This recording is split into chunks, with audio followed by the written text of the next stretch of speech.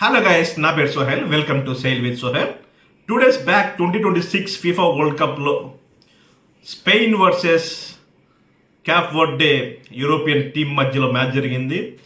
ప్రపంచం అంతా ఒక సెన్సేషన్గా మారింది మ్యాచ్.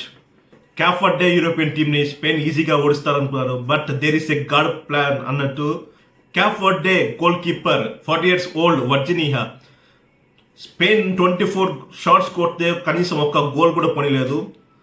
అంత బ్రిలియంట్గా గోల్ కీపింగ్ చేశాడు. He is A inspiration now for the world.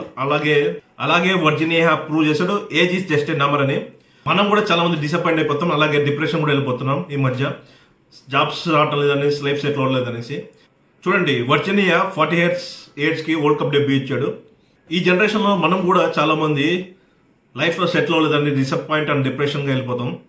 చూడండి, live example Virginia 40 years old ఈ వరల్డ్ కప్లో మొదటిసారి డెబ్యూ ఇచ్చాడు.